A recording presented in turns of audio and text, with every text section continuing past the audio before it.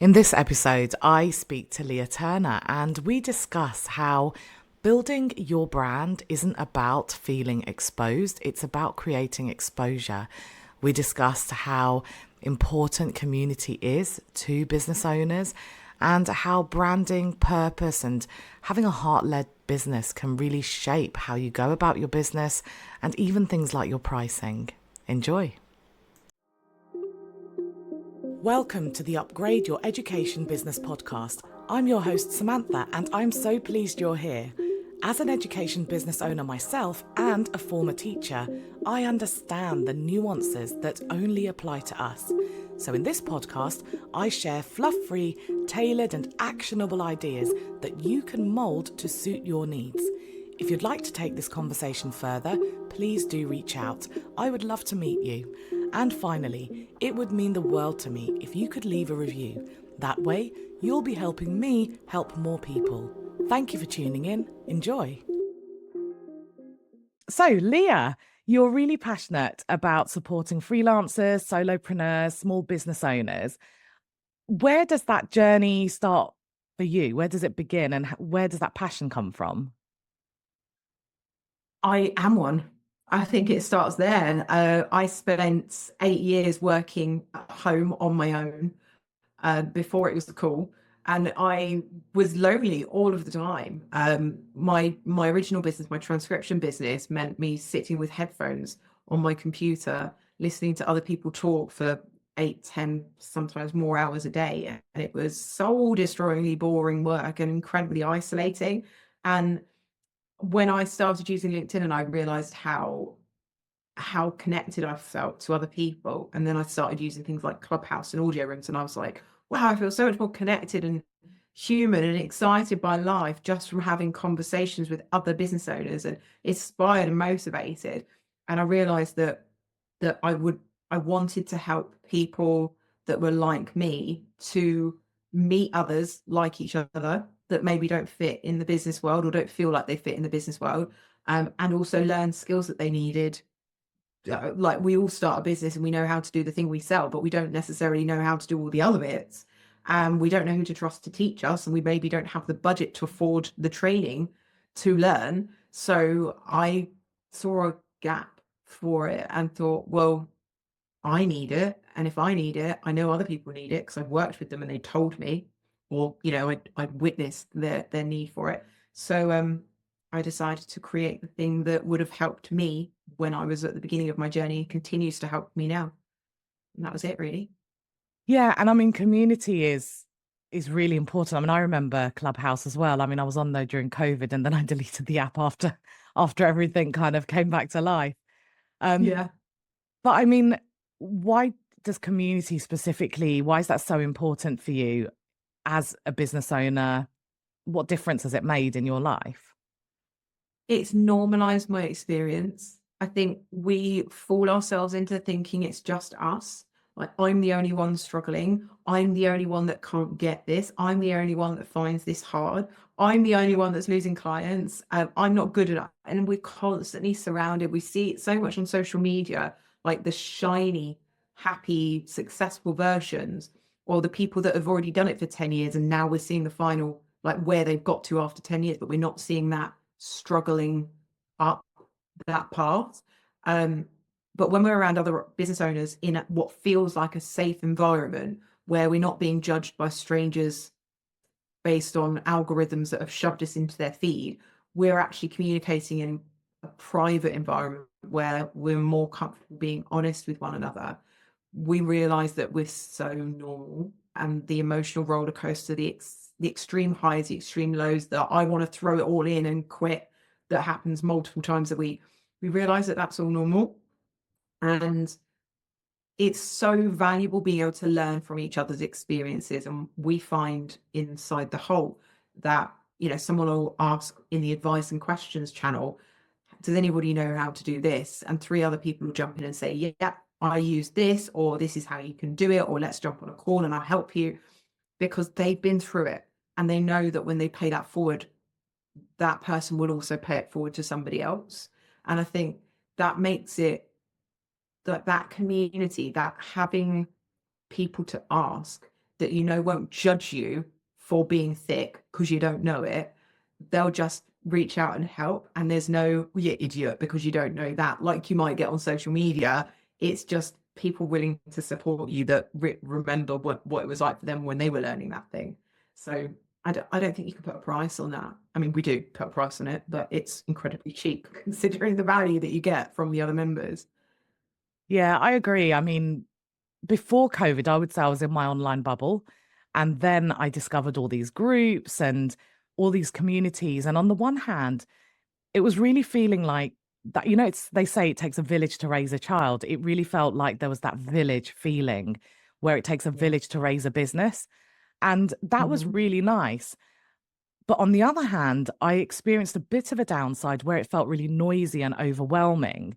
And Mm. it was like, oh gosh, should I be doing that then? Because that person's saying this, and should I be doing that? And it took me quite a long time to be able to figure out the best way I can get the best thing out of a community. How do you encourage your members to actually stay focused while participating, to just to find that balance? I think there's an element of self-awareness in there. You need to have that sort of self-control and realize that you don't have to have all the answers figured out right away. And I think we do quite well when people sort of say, "I'm a little bit overwhelmed. I'm not sure what to do first." It's like, okay, well, what's the thing that you're struggling with in your business at the moment? Do you not get sales? Do you have, are you relying too much on social media and you haven't built an email list yet? Are you not converting on your calls? Do you have a tech problem? Like, let's address one thing at a time, because if someone says, "Oh, I need to do this, and this," someone else inevitably is going to say, "Yeah, but you can't do all of that at once." Like, so we just need to pick a thing.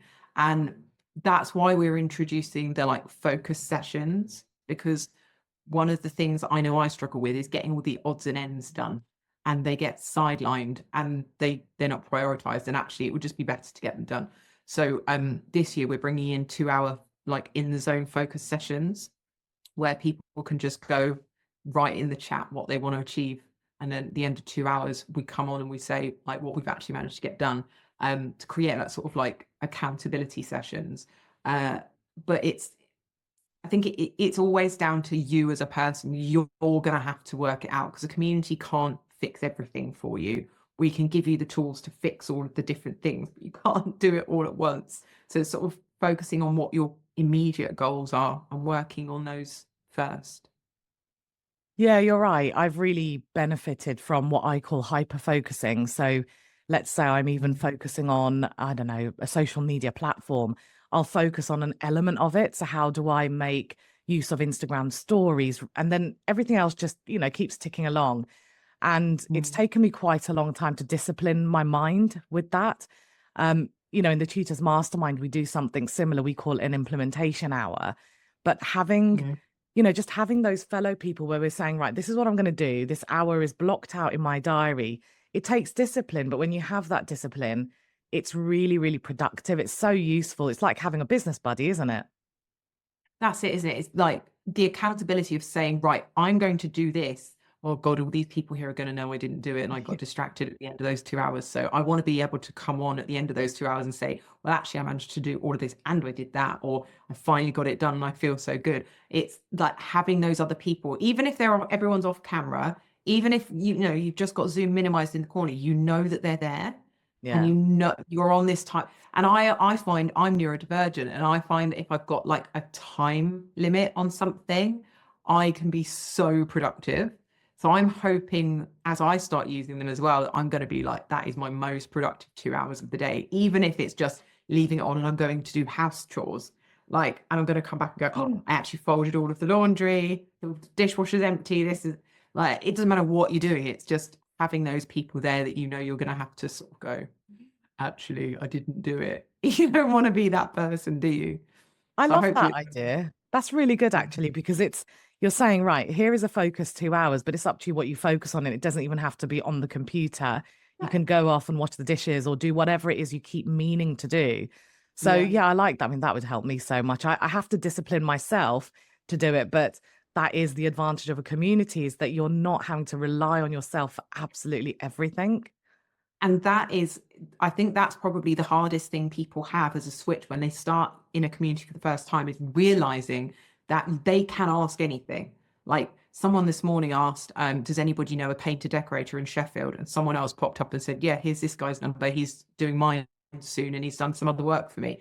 It is a big change. But once you start getting into the habit of asking rather than struggling, you're like, wow, okay, this is a game changer. So, over the last 2.5 years, you've grown your paid community from zero to what's the current member count? Around 580. 580. That's amazing. And Yeah, okay. something I find really interesting is that although you've experienced more growth than probably your average solopreneur as such, you still hire freelancers. You're a very active part of your business. I remember being in the Hold, and you were so active in there. You were very, very, very present in there. And I can really relate to that. But something I heard recently that it gave me a little bit of a wobble, and I'd love to know your opinion on it, is someone was saying how there's really no point in setting up a business if you don't extract yourself from it, hire employees, turn it into an asset. And I kind of feel like, well, that's not necessarily the direction I want to go in. I quite enjoy being present in my business. What's your opinion on that, given that you're probably larger than an average small business? Well, I mean, it depends on what your motivation for starting that business is. If your motivation is make enough money and never have to work again, then you could go into anything and make it a success. But that's not my motivation. My motivation was always with the whole, I want to create a community that I'd want to be in because I want to connect with other business owners. Don't get me wrong, my goal eventually will be to extract myself, but I am not at that point yet, and I don't envisage it anytime soon. And I love being in there. I'm still in there every single day. I am in there answering questions, connecting people. I was hosting the community call today. I still host a LinkedIn Connects myself. Like, I am in it every single day, and every member will tell you that. Like, I'm there replying to my DMs, responding to questions, and um, giving advice because I love it. Like, I have created the community that I needed and that I wanted, and I love being around the people that are in it. And going to we had a Christmas party in end of November, and we had 250 business owners come, and everyone was lovely. Not a single ego in the room. Everyone was just amazing. And I had one of the best nights of my life there. And I loved every second of it. Might remind me why I do it. I think there's definitely people that just want to grow a business to sell it and retire or to do something else. But if you create a business based on your passion and purpose, then I don't think most of us ever want to leave it entirely. I it's not just about creating something to make me money. It's about creating something to help people. That also sustains me and my son to live comfortably. Yeah, I mean, if it doesn't make money, then you can't help people. It's kind of, you need one for the other, Mm, don't you? And, I can relate to a lot of what you're saying. Last year, 2024 was probably the hardest year in my personal life. Um, mm.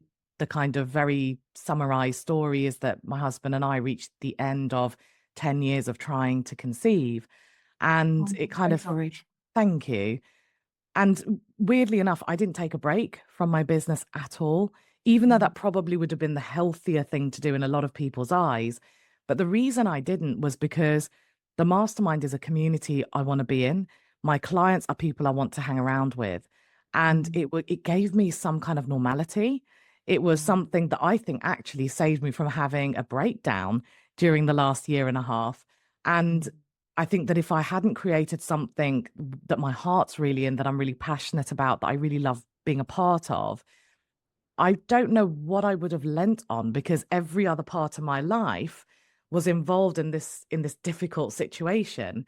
So Plus, with your business, you have control, whereas yeah, fertility journey, especially an unsuccessful fertility journey, you've lost control completely of things that you take for granted, and then you get to the time. I'm very closely familiar with this. My sister was on a fertility journey for 7 years, and she's now started a fertility charity called Fertility Action Network, and she's campaigning for equal funding for the fertility lottery that it is across the UK.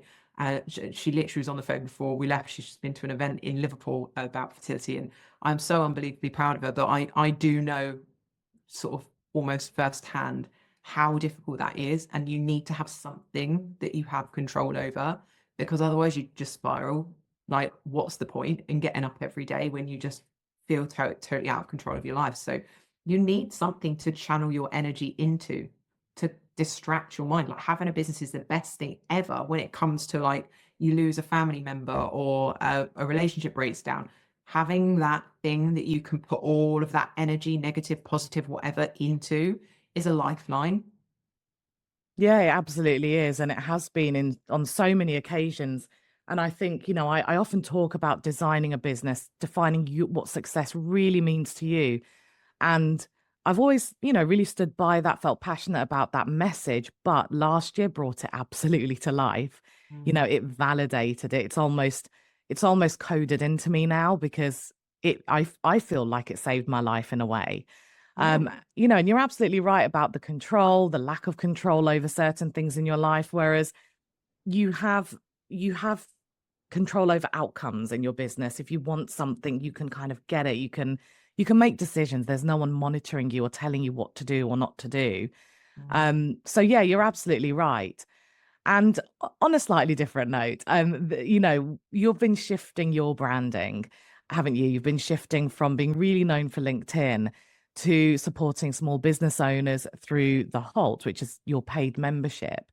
I've gone through something not on the scale of your same scale as yours, but something similar, where I stopped an offering that I'd started last year.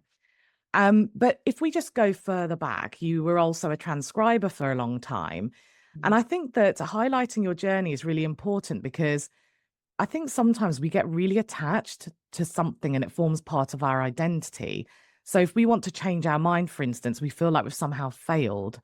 Whereas actually, I think that something I've learned from my audience is how much they're valuing understanding that you can change your mind at any time. What gave you the courage to do it, especially now where you're very visible and you're having to transition from one to another? Um, I mean, I walked away from LinkedIn training while I was still making loads of money doing it. Like, there was no dwindling of inquiries. I just kept saying no to a lot more. Uh, it didn't bring me joy anymore. Working sort of high ticket space. So I was selling my coaching, was my LinkedIn training was several £1,000s to work with me, which was lovely. Don't get me wrong. And I'm in a very fortunate position now compared to where I was 5 years ago, that I can walk away from that. But it was dividing me, and I could see the scalability and the huge impact the Halt was having. And I was able to help way more people in way less time for around the same amount of money. Or I could help like 5 people in a month for the same amount of money. Now, it might feel like that took less time to help 5 people, but actually, if I was traveling, or I was doing 3-hour training sessions, or I was backwards and forwards messaging with these people, it took up a lot of time, especially if I was going to do corporates and I was, traveling away from my son. So I think there's no shame in changing your mind. And the LinkedIn training didn't fail. It was still going really, really strong. I just went, I can't scale that one.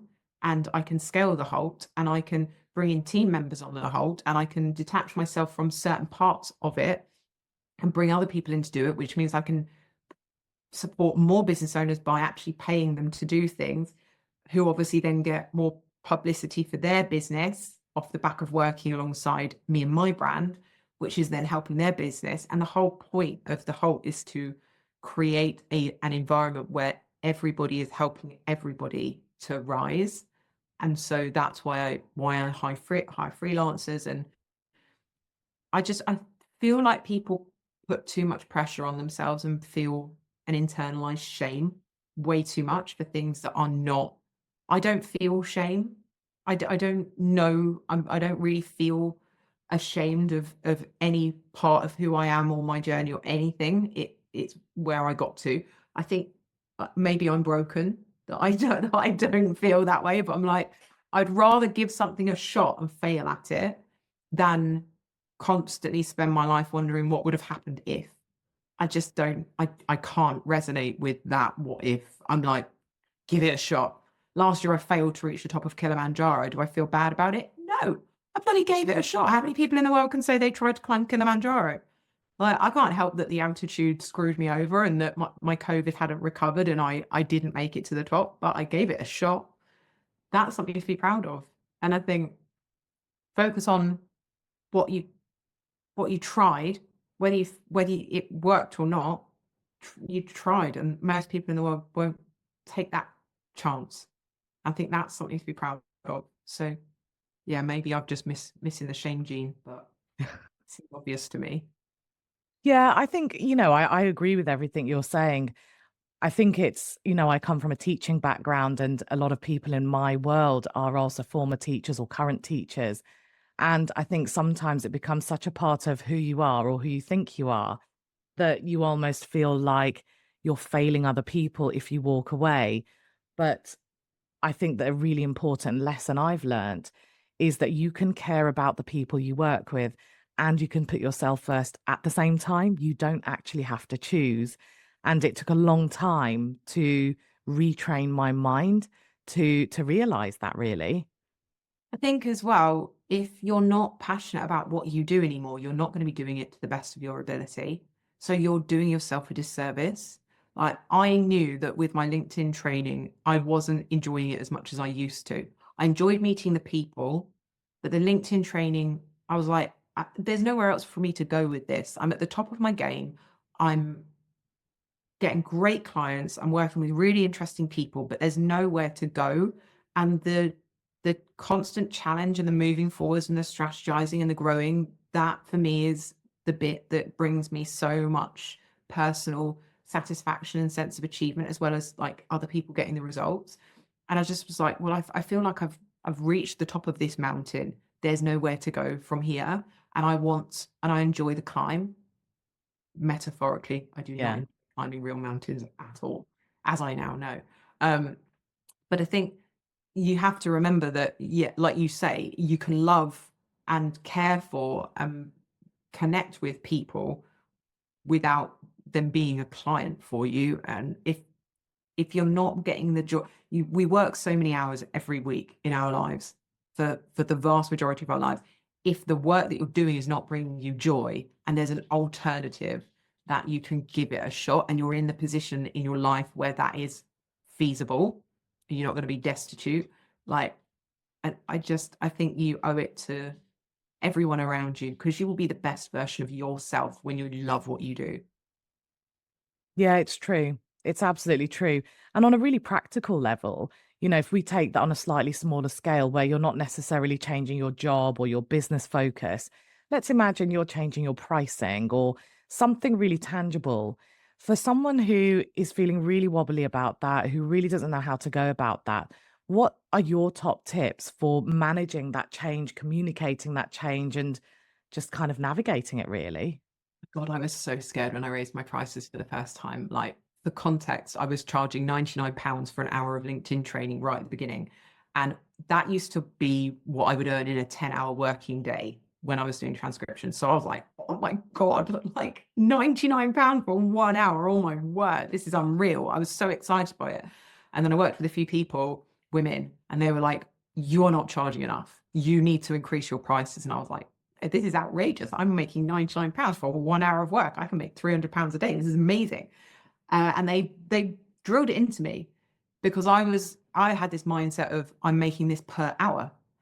And it was like, but yeah, but you've got to think about the value that you're providing. If you're giving someone information that they're going to walk away and make 50 grand on and you charge £99, you're a mug. And I was like, oh, yeah, I don't really think about it like that. And I had to switch my mind. And it was deeply uncomfortable every time I increased my prices. So personally, what I did was I announced my price increase and then would say, look, my prices are going up on this date. There are 10 spots available at the current price. This is your last chance to get it. And then the price is going up. And I never really had any pushback, apart from people that were never going to hire me and I never would have wanted to work with, that were like, her audacity for charging that much. But I was just like, I'll do what I want. Like, don't hire me if you don't want to pay it. Like, that's fine.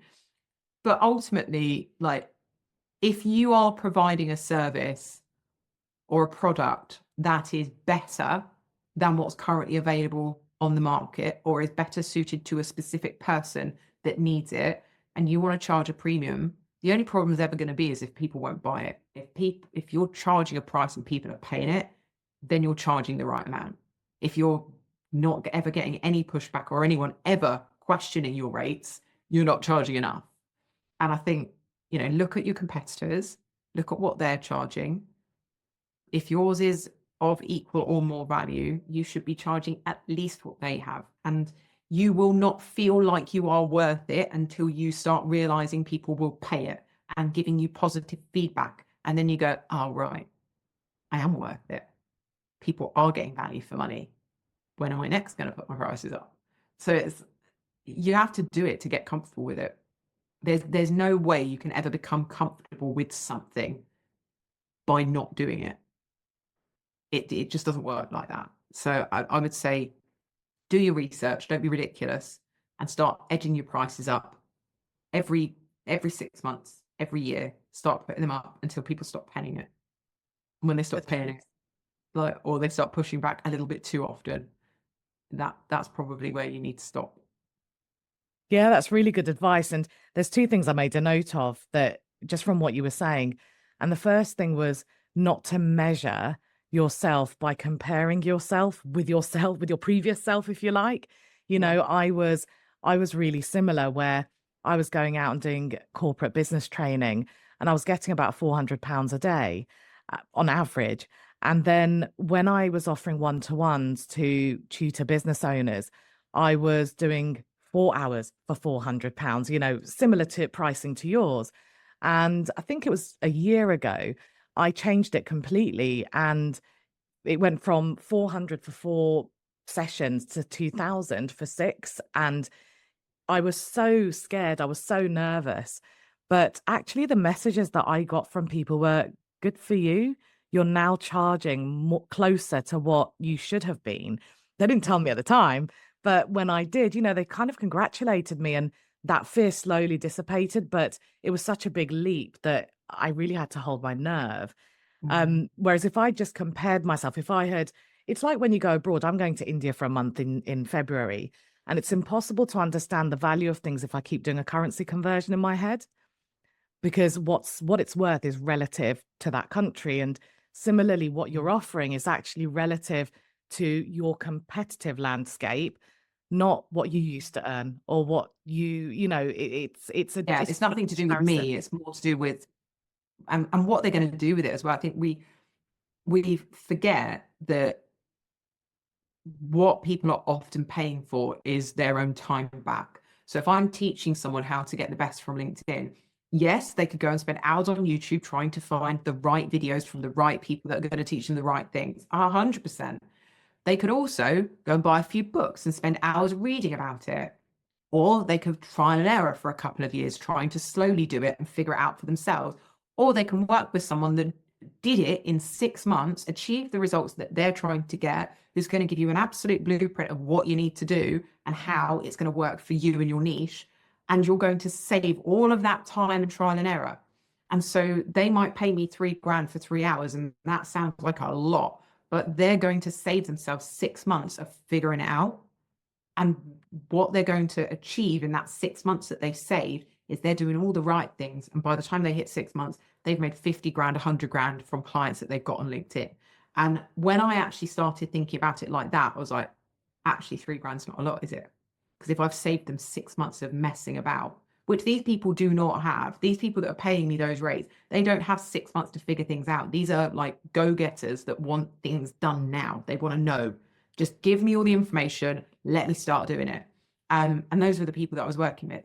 So I think it obviously depends on your niche, it depends on what you're doing, but mostly you just have to really look at it from their perspective of what they're getting and what they're saving by working with you. And then it doesn't feel so weird. Yeah, that's a really important reframe of looking at the impact that you're making, and can you put a value on that? And another thing that I think that I experience when it comes to money is I make assumptions about other people. So I Mhm. create stories, imaginary stories in my mind. Oh no, they're not going to pay that because of X, Y, and Z. And, oh, it's Christmas and it's, loads of people have presents to buy. And yet December last year was the highest earning month in 8 years that I've had. Mm. And I mean, I didn't make millions, but it was the highest for me that I had earned. And it just kind of woke me up a little bit that I make assumptions about other people far too much. Whereas when you focus on what you talked about, on the impact you're having, what it's saving someone, you just feel a lot more confident about what you're charging, what you're doing, how you're communicating it. Yeah. And we so often base those as assumptions on us. Like Yeah. I grew up poor, like poor. And, up until 5 years ago, I was putting things back at the supermarket because I couldn't afford them.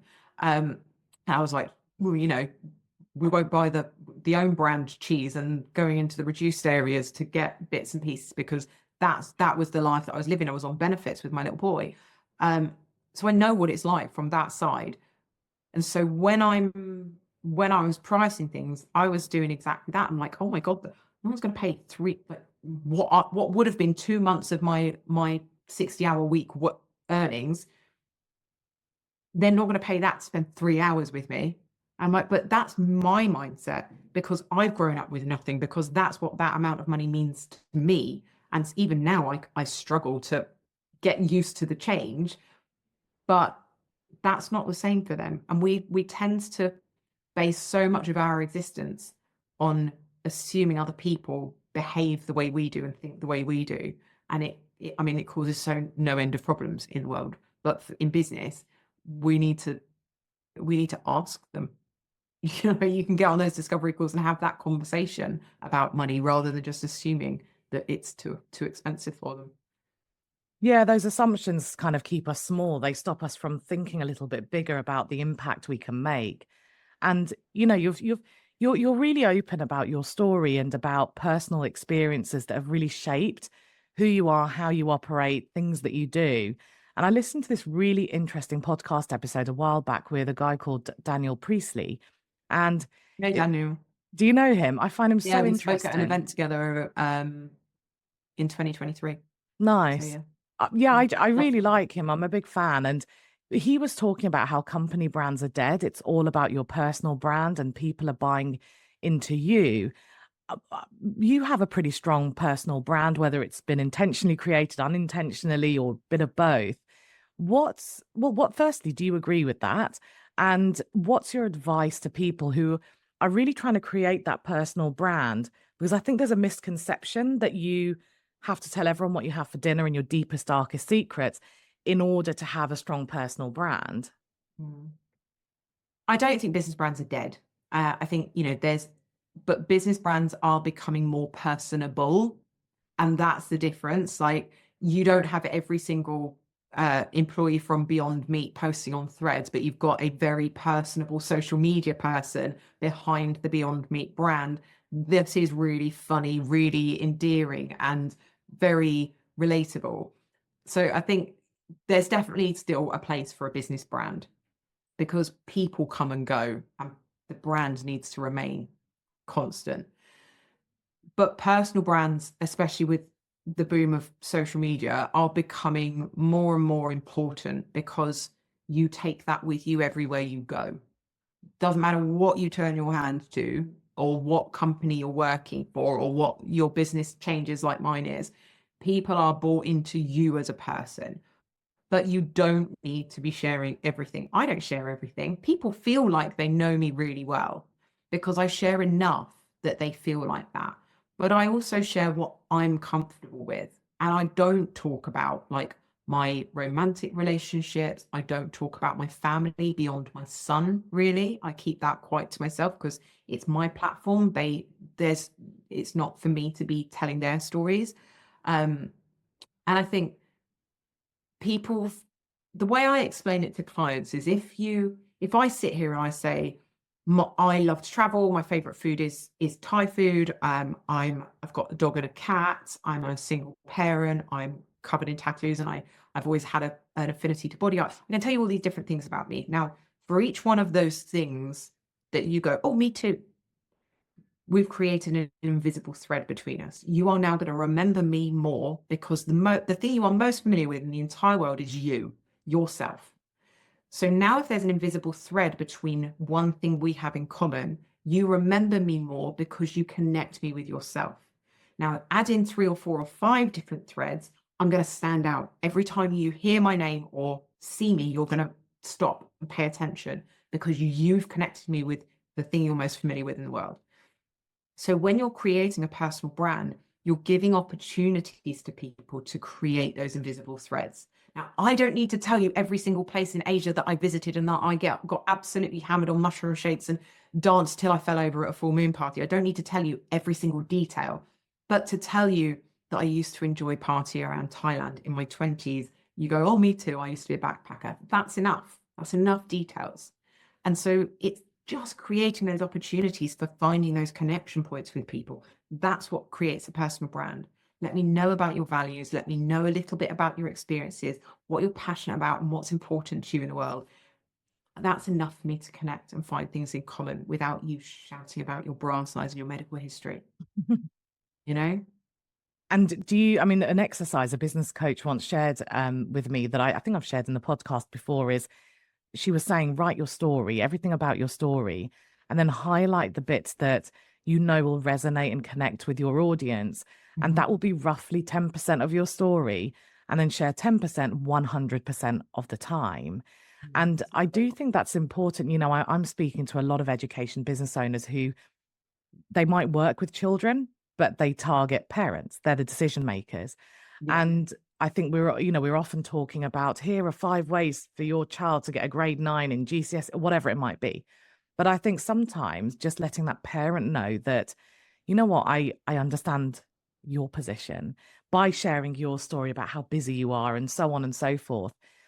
That doesn't encroach on your boundaries, but it does create that invisible thread, like you said. Yeah.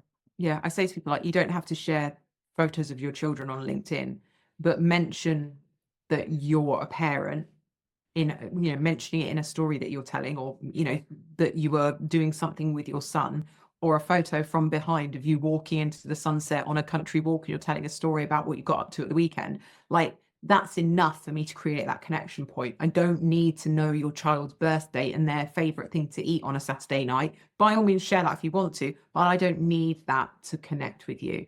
And I think people they hear personal branding and they think, oh my God, I have to write my diary on LinkedIn. That's so exposing. And it's not, you're overthinking it. It can be really super simple.